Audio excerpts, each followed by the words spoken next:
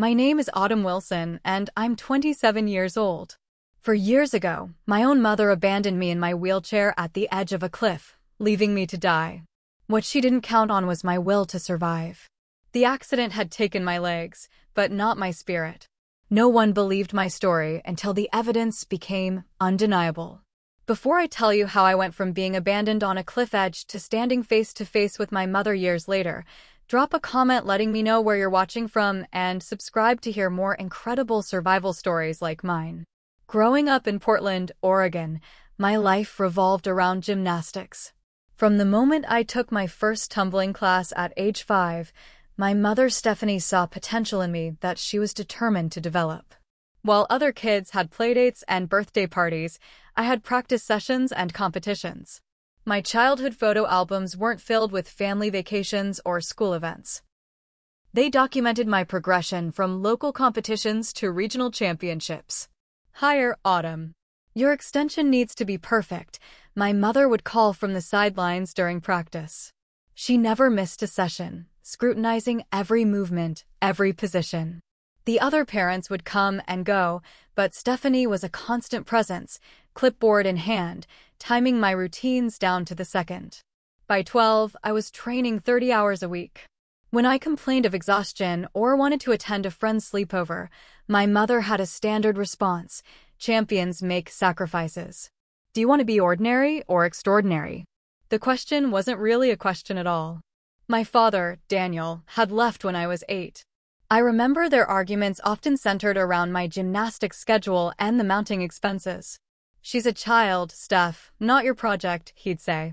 After he left, it was just me and my mother, our lives even more intensely focused on my gymnastics career.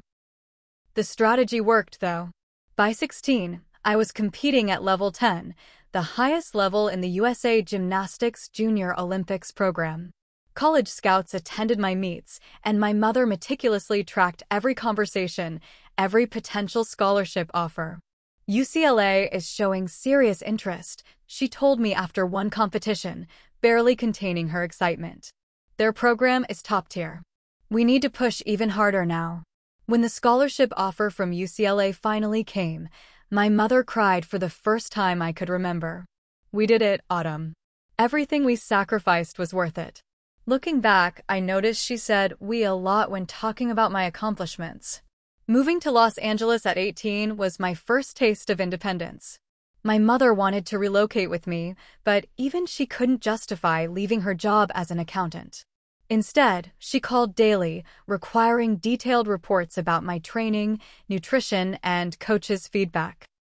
During my sophomore year, everything changed when I met Tyler Jackson. He was studying sports medicine and worked part-time with the athletics department.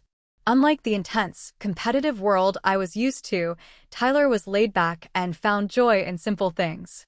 He taught me to appreciate sunsets and random road trips, experiences I'd never prioritized.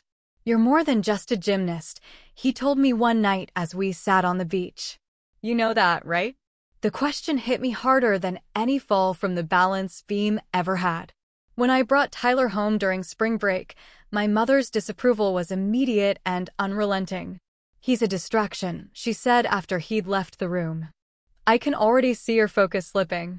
"I'm maintaining a 3.8 GPA and still competing, Mom," I argued.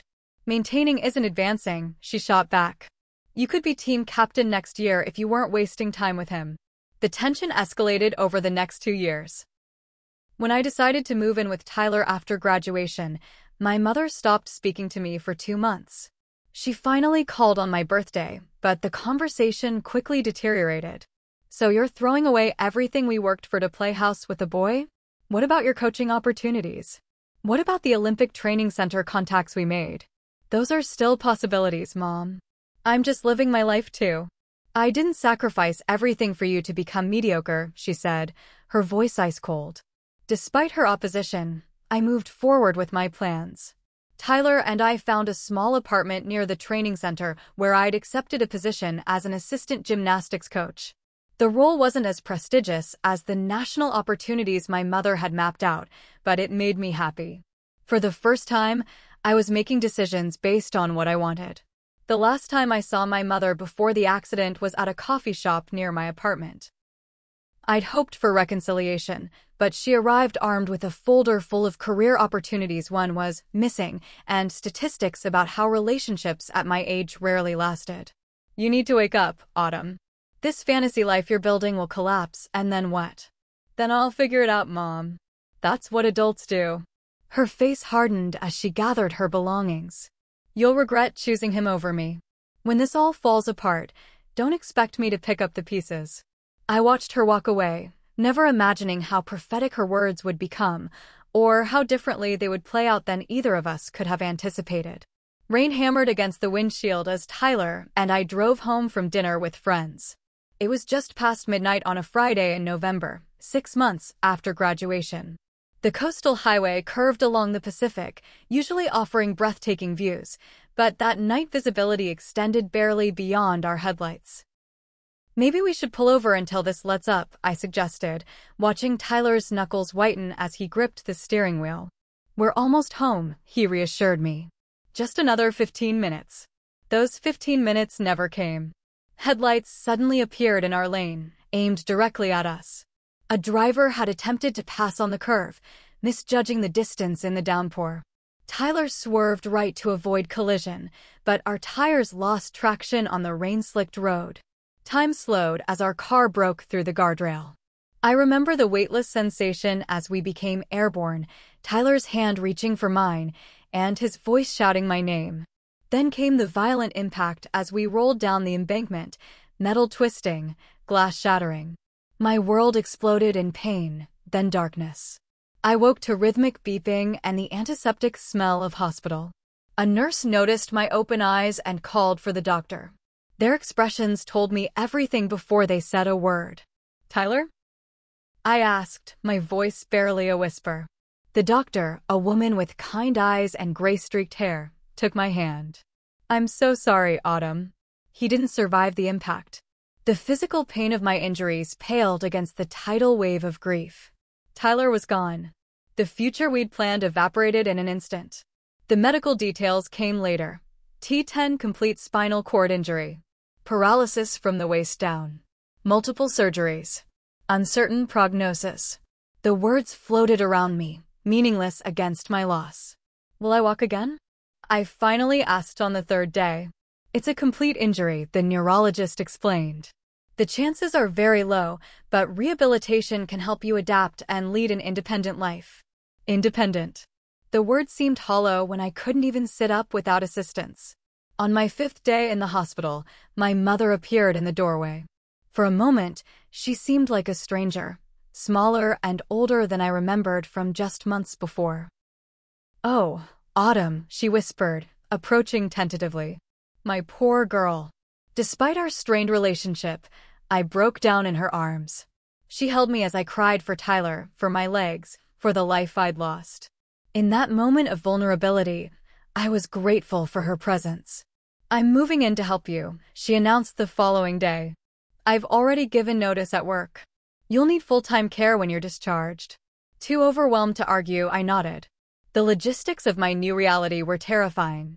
My apartment wasn't wheelchair accessible. My job required physical demonstrations I could no longer perform. My savings wouldn't cover the mounting medical bills. I'll take care of everything, my mother promised, stroking my hair like she had when I was small. You just focus on getting stronger. For the first few weeks after discharge, her care seemed genuine. She transformed my apartment, rearranging furniture for wheelchair access, installing grab bars in the bathroom, researching adaptive equipment. She attended every doctor's appointment, taking detailed notes and asking pointed questions.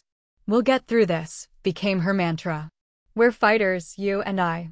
But subtle shifts began as weeks turned into months. My mother's initially encouraging tone during physical therapy sessions gradually changed. Don't push yourself too hard, she'd caution when I wanted to try something challenging. The doctor said you need to accept your limitations. The doctor had said no such thing.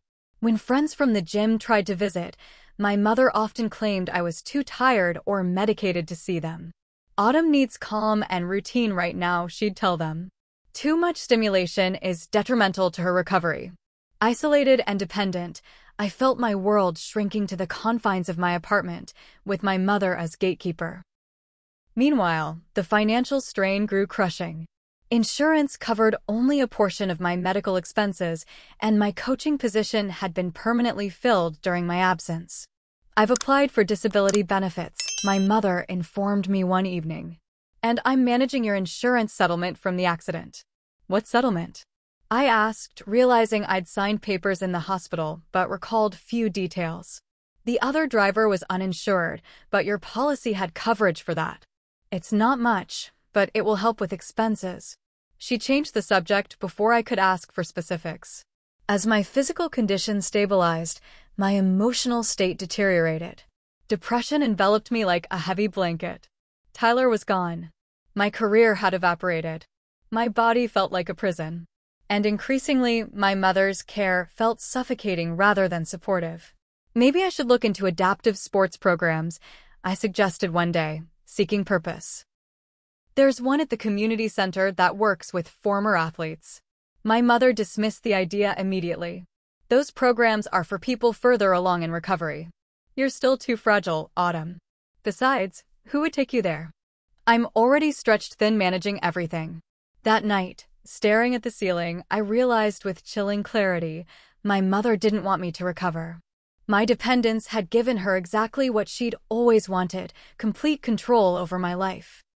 6 months after the accident, my existence had become a carefully controlled routine orchestrated entirely by my mother.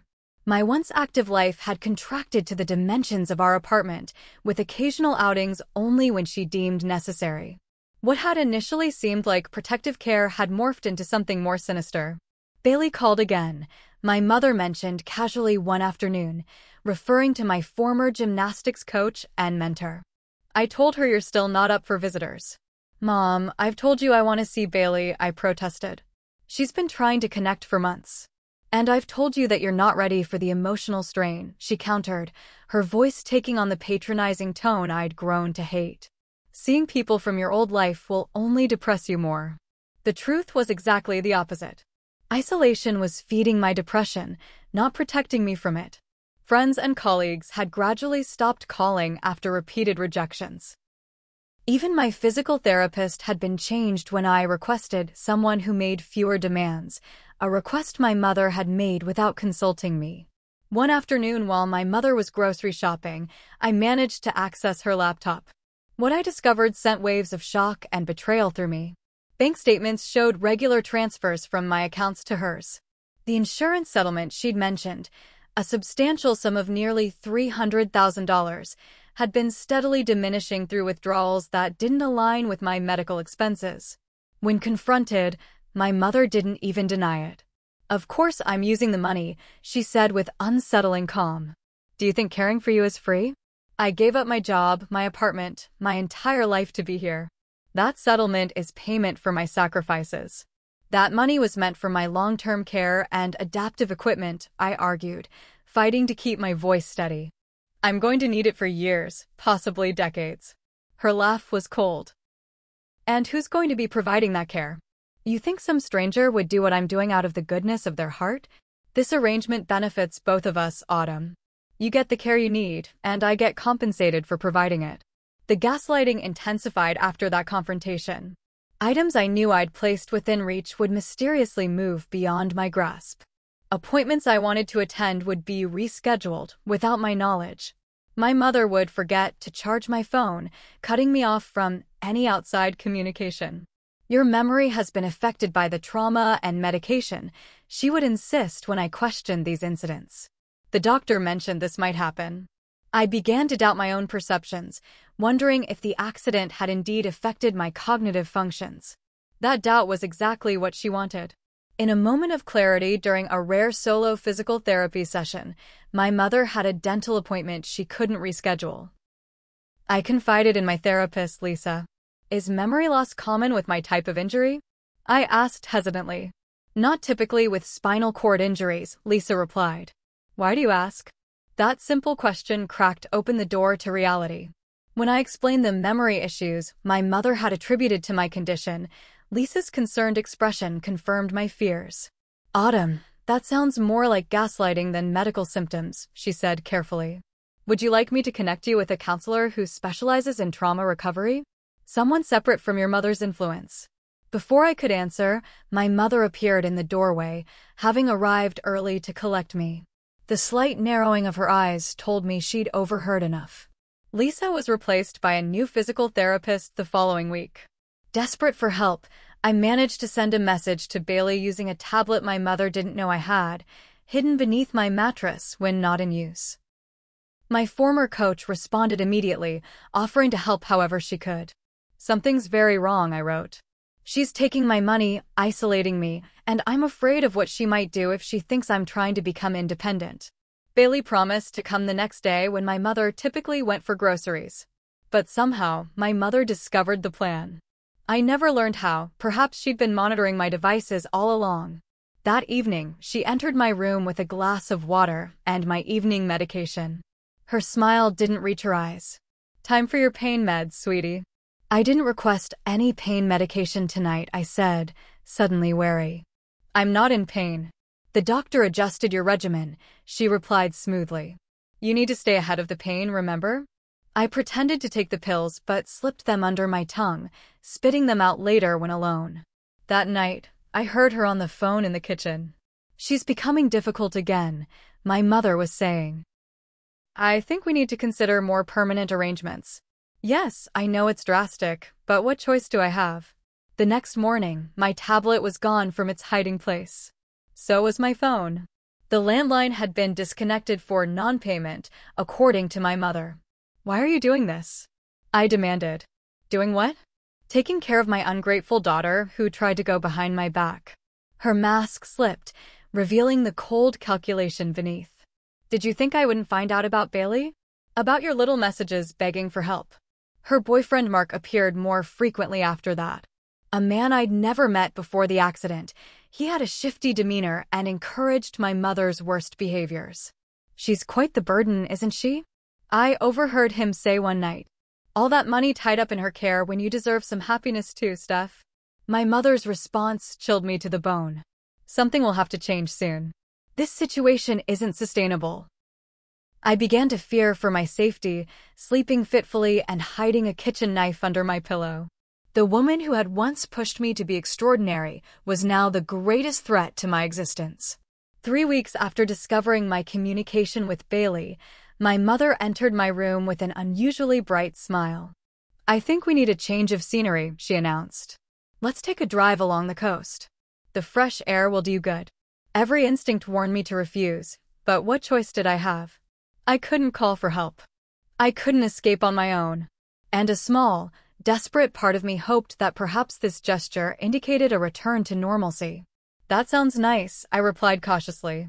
When were you thinking of going? Right now, she said, already moving to collect my jacket. Mark's lending us his car for the day. The weather's perfect.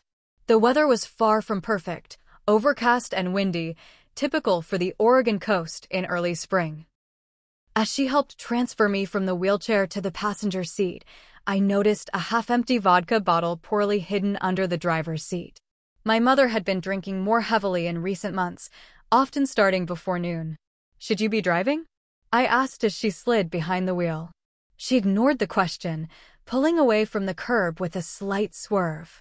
I thought we'd drive up to Cape Mears. The view from the cliffs is spectacular. My unease grew as we left Portland behind, heading west toward the coast. My mother maintained an unnerving silence, occasionally taking swigs from a water bottle that clearly didn't contain water.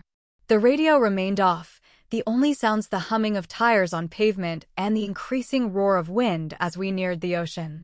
Cape Mears was a relatively popular tourist destination, known for its lighthouse and scenic viewpoints. But my mother drove past the main attractions, following a narrow road that wound higher up the headland toward more isolated outlooks. Where exactly are we going? I asked, unable to mask the tension in my voice. Somewhere private, she replied. Somewhere we can talk without interruptions. She finally pulled into a small gravel turnout near the edge of the cliff. No other cars were present, not surprising given the weather and the off-season timing. The wind had intensified, carrying the first spatters of rain. Dark clouds massed on the horizon, promising a significant storm. My mother cut the engine and sat silently for several minutes, staring out at the churning ocean below. When she finally turned to me, her expression was unnervingly calm. "I've been managing your money very carefully," she began, her words slightly slurred. "Making sure it stretches as far as possible. But even the settlement won't last forever with your ongoing care needs." "I should be involved in those decisions," I said carefully. "It's my future we're talking about." She laughed, a harsh sound without humor. "Your future? What future, Autumn? You think you're going to miracle your way out of that chair? You think some knight in shining armor is going to take on the burden of caring for you?" "I'm not a burden," I protested, though years of her conditioning made the words sound hollow even to my own ears. "And I could make progress with the right therapy." The doctors said you'll never walk again," she interrupted. "They're just stringing you along to keep billing insurance." "I've been realistic about this situation, even if you haven't." She took another drink, longer this time. "I found the contact information for Bailey in your room. And the knife under your pillow. You don't trust me after everything I've sacrificed for you." "Mom, I'm scared," I admitted, trying to reach whatever maternal instinct might still exist in her. "Your behavior lately, the missing money." "I don't understand what's happening." "What's happening is I'm tired," she said flatly. "Tired of changing adult diapers and being woken up at night. Tired of having no life because my daughter made poor choices and ended up crippled. You chose Tyler over me, and look where that got you." The cruelty of bringing Tyler into this took my breath away. Before I could respond, she continued, her voice now frighteningly methodical. "I've taken what's left of your settlement. About $120,000. Not enough to care for you indefinitely, but enough for me to start over somewhere warm. Mark has connections in Arizona." Horror dawned as I processed her words. "You're planning to leave me? Just abandon me with nothing?" "Not exactly," she said, opening her door and walking around to my side of the car. The wind whipped her hair as she opened my door and began unfastening my seatbelt. "I'm going to free us both." With surprising strength, she pulled my wheelchair from the trunk and roughly transferred me into it. I tried to resist, but months of muscle atrophy had left my upper body weaker than before. She wheeled me toward the cliff edge, stopping about 6 feet from the precipice. "Mom, please," I begged, real terror flooding my system. "You don't want to do this. This isn't you." "This is exactly who I am now," she replied, stepping back from the wheelchair. "Who you made me become." She engaged the brakes on the chair but positioned it facing the cliff edge, on ground that sloped subtly toward the precipice. If the brakes failed or if I moved too suddenly, gravity would do the rest.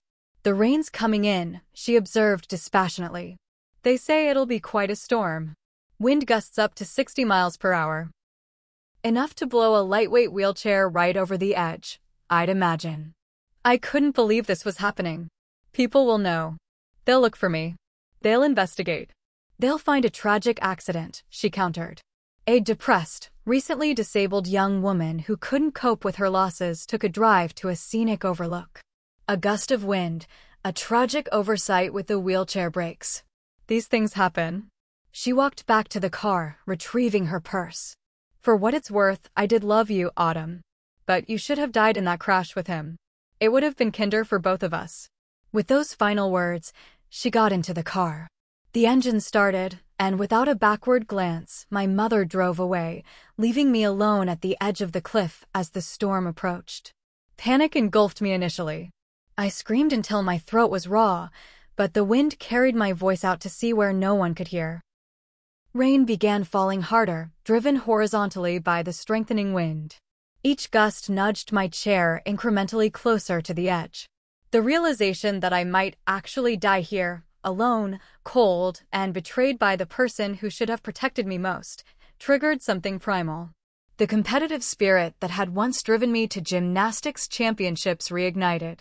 If I was going to die, it wouldn't be without fighting for my life with everything I had. I assessed my situation with forced calm. The wheelchair was positioned about 6 feet from the cliff edge. The ground sloped subtly but definitely toward the precipice. The brakes were engaged but might not hold against strong wind gusts. I had no phone, no way to signal for help. Night would fall in approximately 4 hours, and the storm was worsening. Using techniques from my gymnastics days, I began working to shift my weight and the chair away from the edge, inch by excruciating inch. The wheelchair brakes scraped against the gravel, resisting movement. Rain soaked through my clothes, chilling me to the bone. But slowly, painfully, I managed to turn the chair parallel to the cliff edge rather than facing it. By nightfall, I had maneuvered about 10 feet from the precipice, safer but still dangerously exposed to the elements. Using my jacket and the limited mobility in my upper body, I created a makeshift shelter, hunching forward to minimize my exposure to the driving rain. Through that long, terrifying night, I focused on survival. I recited Tyler's favorite poems to stay awake. I remembered coaching techniques for maintaining body heat. I visualized Bailey finding me, refusing to let the image of my own mother's betrayal consume my thoughts. Morning brought no respite from the storm, but it did bring clarity. I wasn't ready to die. Not here, not like this. My mother had taken enough from me, she wouldn't take my future too. Hour 19 of my abandonment brought unexpected salvation. Through the rain, I spotted 2 figures on the hiking trail below. Using the last of my strength, I shouted and waved my arms frantically. By some miracle, they looked up. Mason and Lily Collins, a married couple celebrating their anniversary with an early morning hike despite the weather, became my lifeline.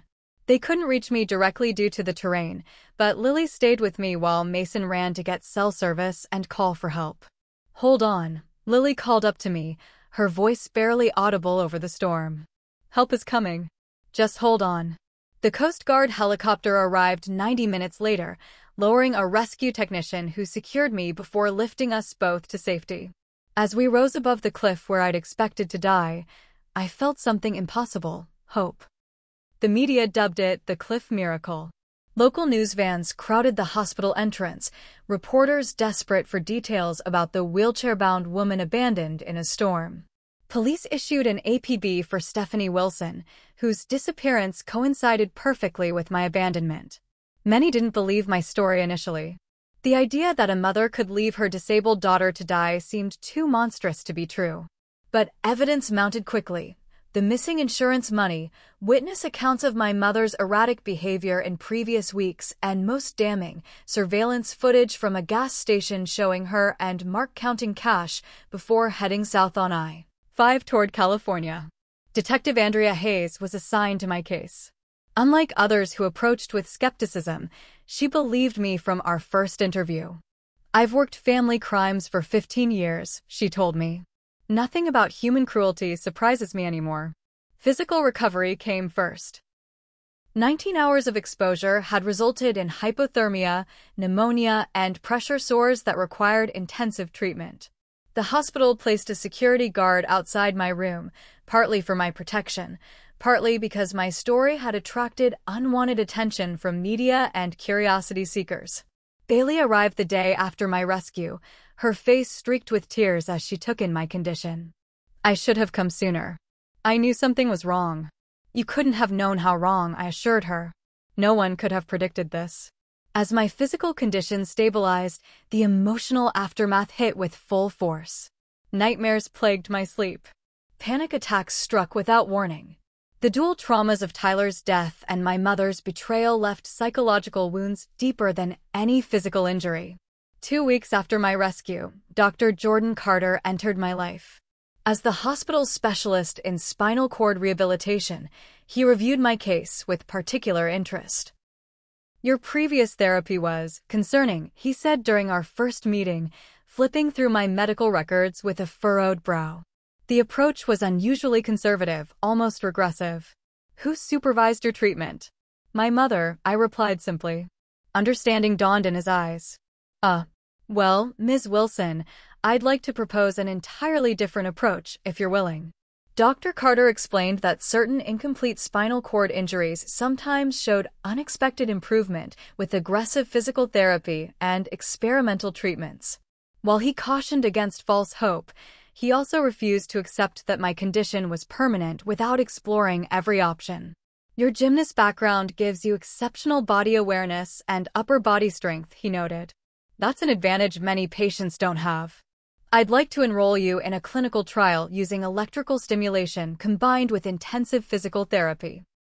For the first time since the accident, someone was offering possibility instead of limitation. When do we start? I asked. The next day, I met Lisa Martinez, the physical therapist assigned to my case. Unlike my previous therapists who had treated me with kid gloves, at my mother's insistence, I now realized Lisa pushed me to my limits and beyond. I don't care that you can't feel your legs, she said during our first grueling session. Your brain needs to remember they exist. We're going to remind it every single day until something changes. Progress came in microscopic increments. The first breakthrough happened 3 weeks into treatment, a tingling sensation in my right big toe during electrical stimulation. Dr. Carter cautioned it might be phantom sensation, but repeated tests confirmed actual nerve response. It's like waking up from a deep sleep, I tried to explain to Bailey during one of her regular visits. Not enough to move anything yet, but enough to know something's still there. While my body fought to recover, Detective Hayes continued building the case against my mother. Bank records showed Stephanie had emptied my accounts before fleeing. The insurance company confirmed she had falsified documents to gain control of my settlement. Even my apartment, which I'd believed was rented in my name, had been transferred to her through forged paperwork. She was planning this for months, Hayes explained during an update. The cliff wasn't a spontaneous decision.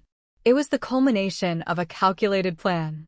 The manhunt expanded when evidence suggested my mother and Mark had crossed into Canada. Their trail went cold in Vancouver, where they had apparently acquired new identification documents. 3 months after the cliff incident, Bailey offered me a lifeline, a room in her home, specially adapted for my needs. The insurance company is releasing funds directly to you now that the fraud has been documented, she explained. It won't replace everything that was stolen, but it's enough to cover medical expenses and adaptive equipment. Moving in with Bailey marked the beginning of true recovery. Her home became my sanctuary, a place free from fear and manipulation. As weeks turned into months, I slowly reclaimed pieces of myself that had been suppressed under my mother's control. The experimental treatment continued showing promising results. 6 months after beginning the program, I experienced my first voluntary muscle contraction below the injury site, a slight but unmistakable movement in my right quadriceps. This doesn't mean you'll walk again, Dr. Carter cautioned, though I could see excitement behind his professional reserve. But it does mean your injury may not be as complete as initially diagnosed. I'll take any progress, I replied, watching in wonder as my leg twitched slightly in response to my concentrated effort. Even if it's just this, it's more than I was told was possible. Hope is a powerful catalyst for healing. As sensation and minimal movement gradually returned to my legs, my psychological recovery accelerated as well. Working with trauma specialist Dr. Ramirez, I began processing not just the cliff betrayal, but the lifetime of manipulation that had preceded it. Your mother's behavior fits the pattern of narcissistic personality disorder with sociopathic tendencies, Dr. Ramirez explained during one session. The control she exerted over your gymnastics career wasn't nurturing. It was about fulfilling her own needs through your achievements. Understanding the psychological dynamics didn't excuse what she'd done, but it helped me contextualize a lifetime of memories. The excessive control, the isolation from peers, the dismissal of my own desires. These weren't expressions of maternal devotion, but symptoms of a profound pathology. 1 year after the cliff incident, I made a decision that changed the trajectory of my recovery. Using the online platform Bailey helped me create, I shared my story publicly for the first time. The video, simply titled Surviving, detailed both the accident and my mother's betrayal. I expected skepticism. Instead, I received an outpouring of support. Other survivors of family trauma reached out. People with spinal cord injuries shared their own recovery journeys. The isolation that had been enforced by my mother dissolved as I connected with a community of people who understood various aspects of my experience. The video's unexpected virality also generated tips about my mother's whereabouts. Detective Hayes received reports of sightings across British Columbia, though none produced concrete leads.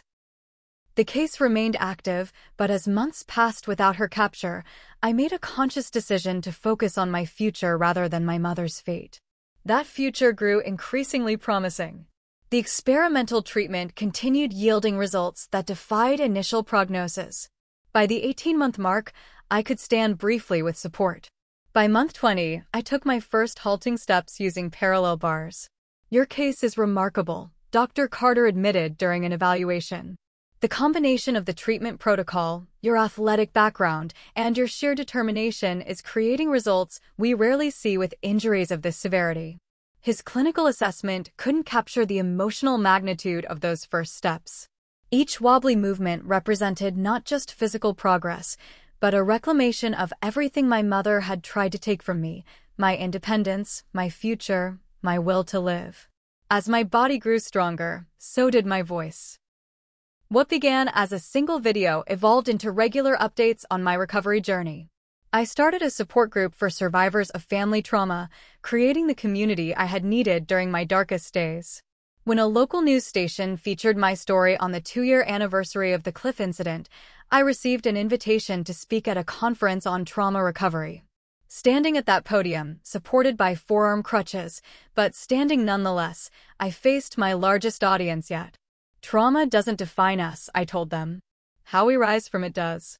In the audience, Dr. Carter watched with obvious pride. Our professional relationship had gradually evolved into friendship, his belief in my recovery potential never wavering even when progress plateaued. The warmth in his eyes as I spoke hinted at feelings that mirrored my own growing attraction, a connection neither of us had yet acknowledged, but both increasingly recognized. As my public platform grew, so did the pressure on the investigation. New tips about my mother's whereabouts came in regularly, though most led nowhere. Then, nearly 3 years after her disappearance, a significant break, Mark's abandoned car was discovered near a hiking trail in northern British Columbia. An apparent suicide note on the dashboard claiming both he and Stephanie had walked into the wilderness to end their lives. "Do you think they're really dead?" I asked Detective Hayes when she delivered the news. "The note and abandoned vehicle follow the typical pattern for wilderness suicide," she replied. "But without bodies, we can't close the case. We'll keep looking, but honestly, resources will be diverted to active investigations now." The news left me with complicated emotions. If my mother was indeed dead, justice would remain incomplete. Yet the possibility of closure, of never having to fear her reappearance in my life, offered its own form of relief. That evening, sitting on Bailey's porch watching the sunset, I made a decision that felt like true freedom. "Whether she's alive or dead doesn't matter anymore," I told Bailey. "I'm not going to let her ghost control my life any more than she did." Bailey squeezed my hand. "That's the strongest thing I've ever heard you say." And it was true. In the depths of my darkest night on that cliff, I had found a strength I never knew existed, a strength that would carry me forward, regardless of whether my mother ever faced legal justice for what she'd done. The 2-year mark after the Cliff incident passed with a celebration I never could have imagined during those dark hours in the storm. Friends gathered at Bailey's home, not to commemorate my survival, but to celebrate my progress. Using forearm crutches, I walked across the living room unassisted, each step a victory against the prognosis that had once sentenced me to a lifetime of immobility. "To Autumn," Bailey toasted, raising her glass. "Who taught us all that impossible is just a word doctors use when they lack imagination." Dr. Carter, Jordan, as I'd come to call him outside our now weekly therapy sessions, laughed along with the others, but his eyes held something deeper when they met mine. The professional boundaries between us had gradually softened as my recovery progressed, though neither of us had yet acknowledged the growing connection. The experimental treatment program had expanded based partly on my case results. Electrical stimulation combined with intensive physical therapy was showing promising outcomes for other patients with similar injuries. I'd become something of an unofficial ambassador for the program, documenting my journey online and speaking at medical conferences about my experience. The clinical trial directors want you to consider a more formal role, Jordan mentioned as the party wound down. Patient advocate for the next phase of research. Your story is powerful, Autumn. It gives hope to people who've been told there is none. That proposal marked the beginning of a new chapter. Working alongside medical professionals who once treated me, I found purpose in translating complex protocols into accessible information for new patients. My background in coaching proved unexpectedly valuable. The skills used to guide young gymnasts transferred naturally to encouraging spinal cord injury patients through grueling therapy sessions. My living situation evolved as well. After 2 years with Bailey, I was ready for independence.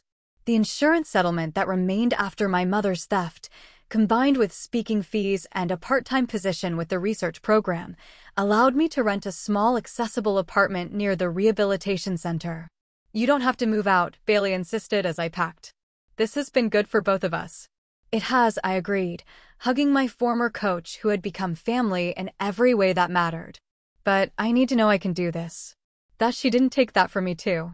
The move marked a psychological milestone as significant as my physical progress. Adapting to life alone presented challenges, but each obstacle overcome reinforced my independence. Simple achievements: cooking dinner without assistance, navigating public transportation with my mobility aids, managing my own medical appointments, built confidence that spilled into every aspect of my recovery. My social media following grew as I documented these seemingly mundane victories.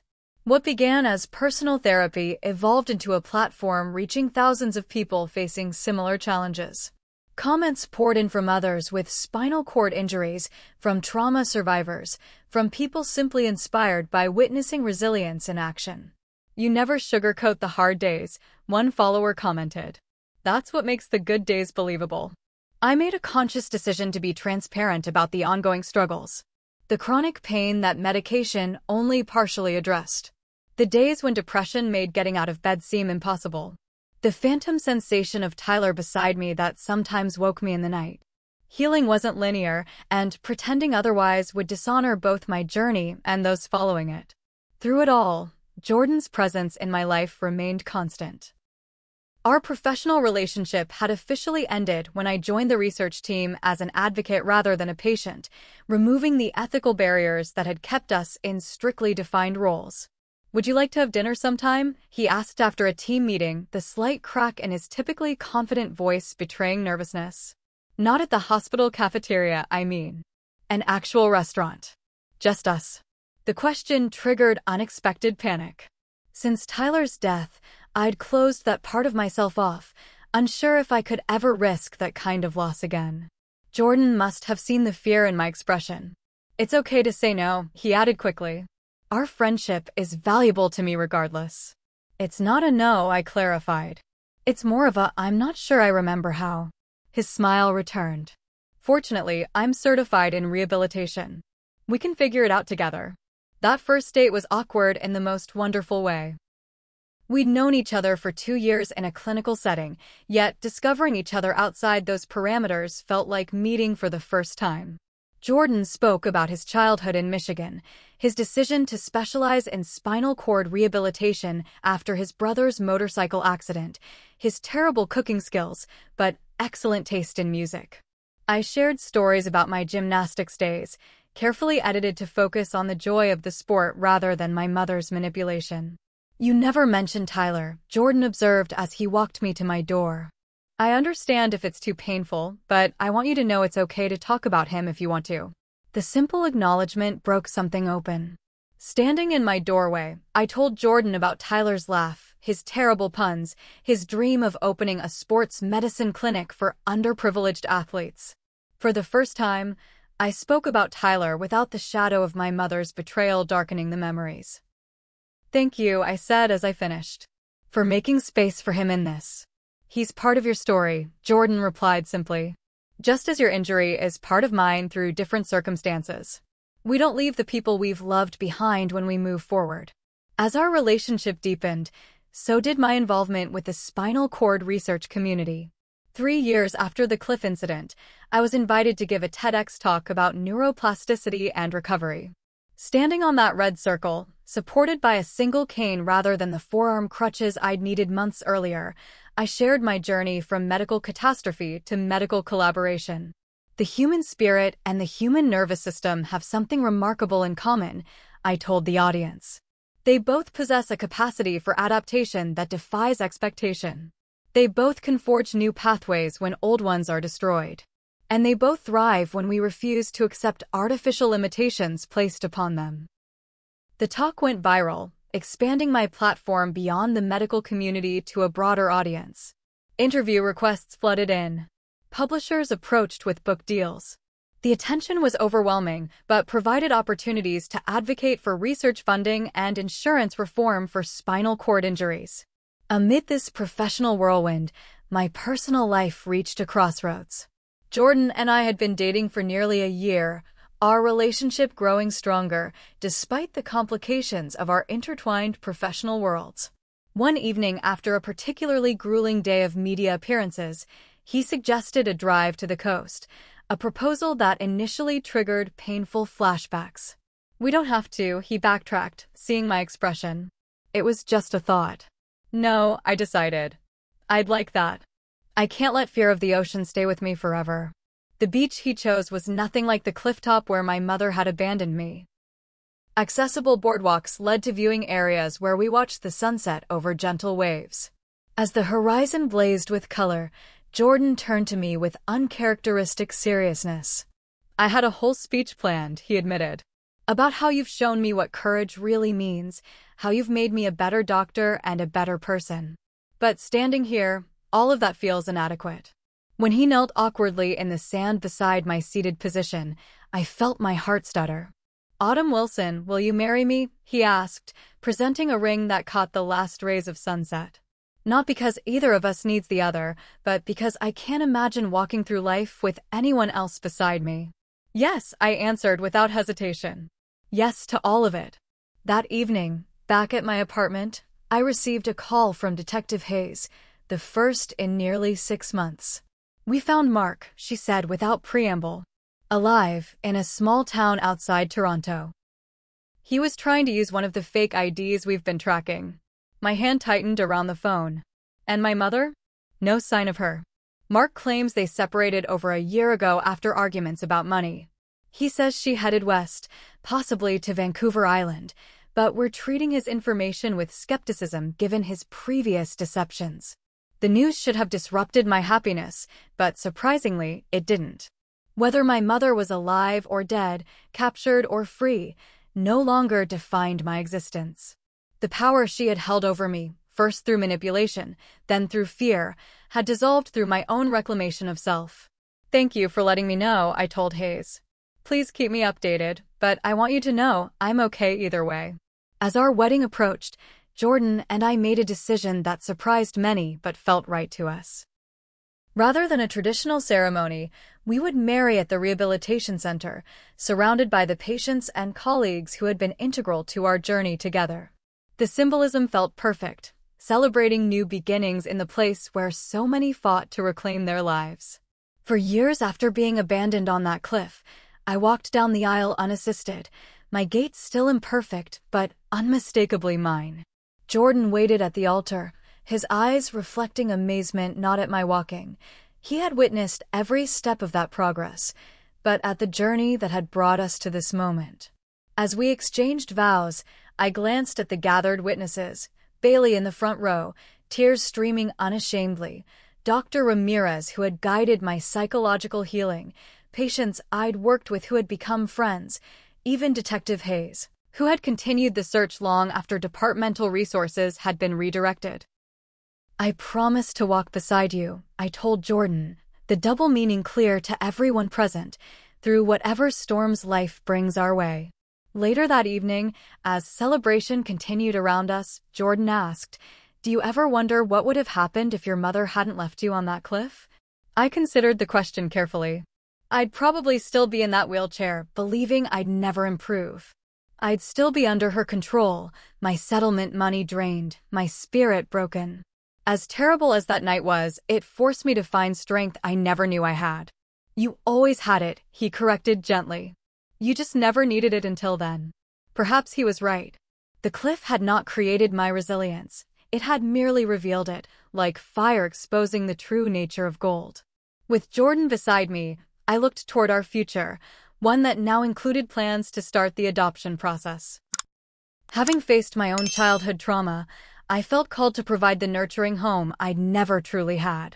Our application highlighted our medical backgrounds and personal experience with overcoming adversity, strengths we believed would serve adoptive parenting well.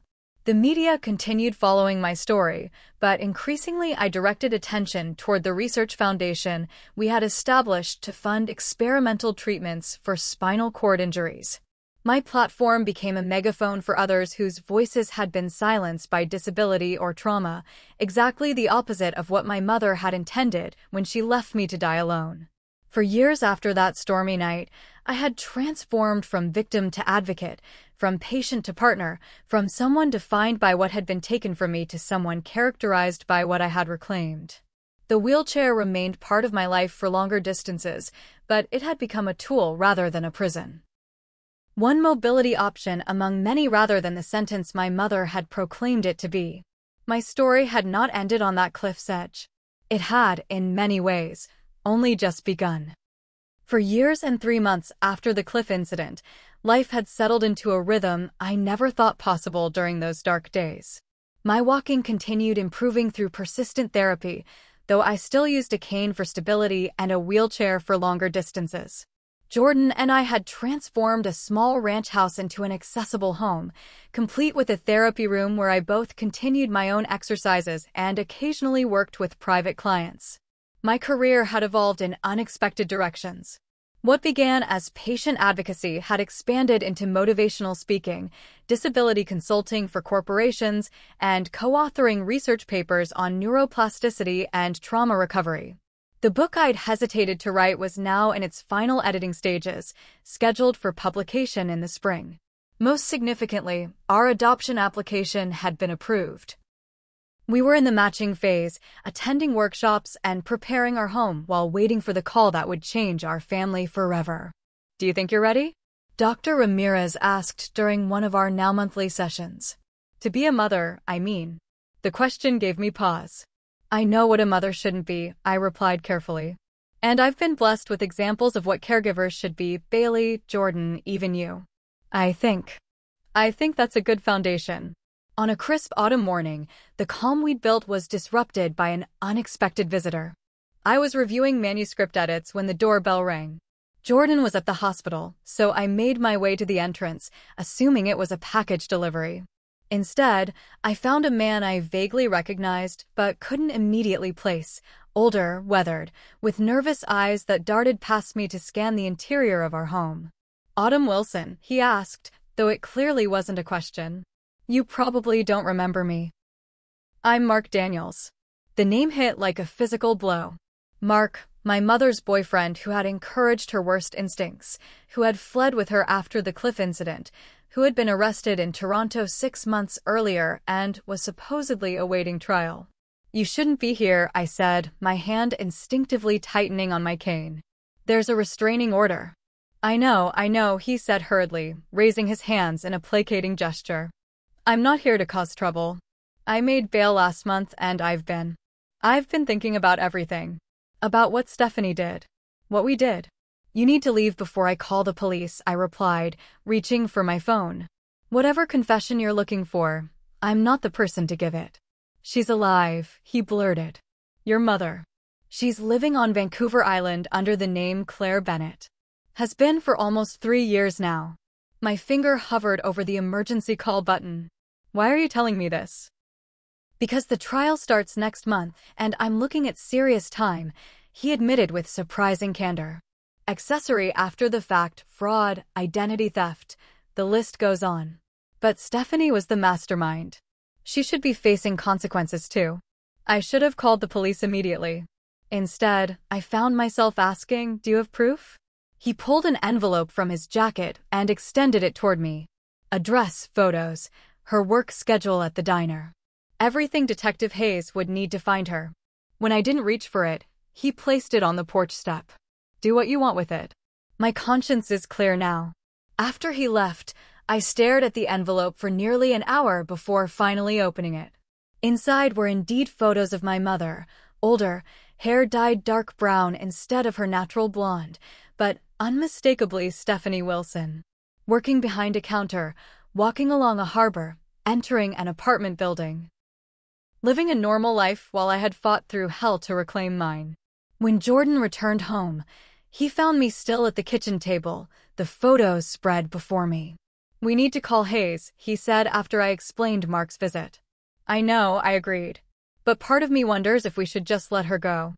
She's already lost everything that mattered to her, control over me, access to my money, her identity. Maybe that's punishment enough." Jordan sat beside me, covering my hand with his. "What do you need for closure, Autumn? Not what you think is right or wrong, but what you need." The question crystallized something I hadn't fully acknowledged. I need to see her face when she realizes she failed. That I'm not just alive, but thriving. That everything she tried to take from me, I've reclaimed and more. The decision made, we contacted Detective Hayes, who moved with surprising speed once presented with Mark's evidence. Within 24 hours, she had verified my mother's location and identity. Within 48, she had coordinated with Canadian authorities for surveillance. The question that remained was whether to arrest her immediately or set up the confrontation I had requested. "It's irregular," Hayes admitted during a conference call. "But given the circumstances and the strength of our case, my lieutenant has approved a controlled meeting before we take her into custody. You'll wear a wire, we'll have plainclothes officers nearby, and you'll have a distress signal if you need immediate intervention." Jordan was concerned. "Are you sure about this, Autumn? Seeing her could trigger significant trauma responses." "I've been preparing for this possibility with Dr. Ramirez for years," I reminded him. "If she had died on that mountain like she wanted everyone to believe, I would have found peace anyway. But since she's alive, I want her to see exactly what she couldn't destroy." 2 weeks later, Jordan and I boarded a flight to Victoria, British Columbia. Detective Hayes had traveled ahead to coordinate with local authorities. The plan was simple. I would enter the diner where my mother worked during her regular shift. Jordan and plainclothes officers would be positioned nearby. I would confront her, get whatever closure I needed, and then step aside for the arrest. The Harbor Light Diner was a small establishment catering to locals and the occasional tourist, situated near the ferry terminal with views of the bay. According to surveillance, my mother, now Claire, had worked the morning shift for over 2 years, serving breakfast and lunch before departing around 3 each afternoon. Seated in our rental car across the street, I watched customers enter and exit for nearly an hour, gathering courage. "We can still walk away," Jordan reminded me. "Hayes can make the arrest without you ever seeing Stephanie." I shook my head. "I need this." Taking a deep breath, I added, "But I need you with me. Not waiting outside." "Are you sure?" We discussed. "I know. But I want her to see that I'm not alone. That I found the love and support she never gave me." Hayes adjusted the plan accordingly, and at precisely 1:45 p.m., Jordan and I entered the Harbor Light Diner. The lunch rush had subsided, leaving only a few occupied tables. And there, behind the counter refilling salt shakers, stood my mother. For years had changed her as they had changed me. Her once blonde hair was now a nondescript brown, styled simply rather than with the meticulous attention she'd once devoted to her appearance. Her face showed new lines, her posture less rigid than I remembered. She looked ordinary, smaller somehow, stripped of the power I had attributed to her for so long. We selected a booth with clear sight lines to the counter. A teenage waitress took our order, coffee for both of us, nothing more. I couldn't have swallowed food if I'd tried. "She hasn't noticed us yet," Jordan observed quietly. "Are you ready?" I nodded, rising slowly, my cane making a soft tap against the linoleum floor as I made my way to the counter. 4 steps. 5. 6. Close enough now that she would hear me if I spoke. Close enough to see the name tag pinned to her uniform, Claire. "Hello, Mom." 2 simple words that caused her world to collapse. She froze, salt shaker suspended midair, before slowly turning toward the voice she surely recognized, but couldn't possibly be hearing. The shock on her face when she saw me standing there, not in a wheelchair but on my own feet, was everything I had imagined and more. Color drained from her features. The salt shaker slipped from her fingers, shattering on the floor. Autumn, she whispered, the name Claire Bennett falling away like the poor disguise it was. How are you? Alive? Standing? Here. I finished for her. All valid questions from someone who left her daughter to die on a cliff. Her eyes darted around the diner, noticing Jordan watching intently from our booth, perhaps sensing the plainclothes officers strategically positioned near the exits. The teenager behind the counter had stopped wiping glasses, attention caught by the palpable tension. We should talk somewhere private, my mother suggested, her voice dropping to an urgent whisper. This isn't what you think. I can explain everything. There's nothing to explain, I replied, my voice steady.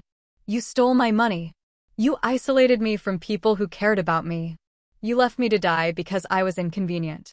Those are facts, not interpretations. She glanced toward the back door, calculating. Please, Autumn. 5 minutes. That's all I'm asking. The time for requests was 4 years ago, when I begged you not to leave me on that cliff, I said. But you walked away then. The difference is, I'm choosing to stand my ground now. Customers had begun to notice our exchange, conversations dying as attention shifted our way. My mother's expression hardened, the mask of Claire slipping further to reveal the Stephanie I remembered. You have no idea what I was going through, she hissed. The burden of caring for you, watching my entire life disappear into your needs. You were never going to get better. I was drowning. You were my mother, I replied simply. The person who should have protected me most. Instead, you saw my tragedy as your inconvenience. Her eyes narrowed. How did you find me? Was it Mark? That's spineless. Does it matter? What matters is that you failed. You left me to die, but here I stand. You took my money, but I built a new life. You tried to isolate me, but I found people who love me genuinely, not as an extension of themselves. Something shifted in her expression then.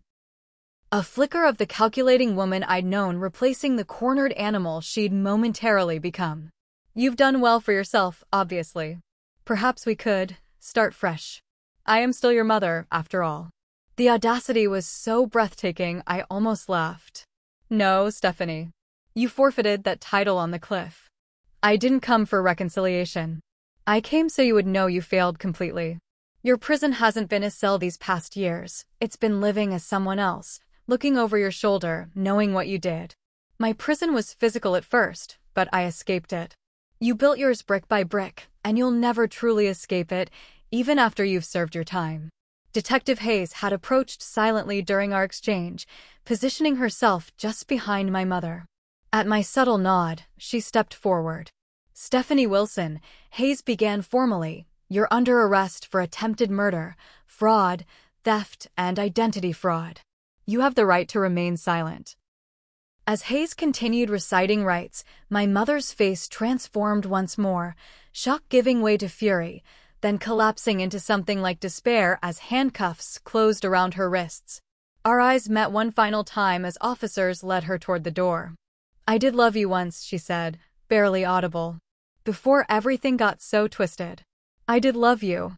Whether the statement was manipulation or a moment of genuine reflection, I couldn't tell. Perhaps it didn't matter. I believe you, I replied. That makes what you did even worse. Outside the diner, Jordan wrapped his arm around my shoulders as we watched the police car pull away. Are you okay? The question had many possible answers, none of them simple. I will be, I said finally. It's strange. I thought seeing her would feel more significant. Like a final battle. But she seemed so small. So ordinary. Evil usually is, he observed.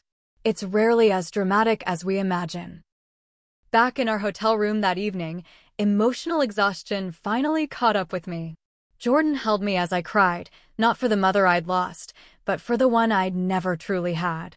The woman who had stood before me today was a stranger, as she perhaps always had been beneath the masks she wore. I want to go home, I told Jordan as the tears subsided. Back to our life. Back to waiting for our adoption match. Back to all the things she tried to take from me. 3 days later, we returned to Seattle. Newspaper headlines announced the capture of the Cliff Abandoner, the sensational nickname media had assigned my mother years earlier. Interview requests flooded in, which my publicist politely declined. This chapter of my story belonged to me, not to public consumption. The legal process would continue without my daily attention. My mother faced extradition and eventual trial, but I had said everything I needed to say in that diner. My testimony was on record, my peace not dependent on judicial outcomes.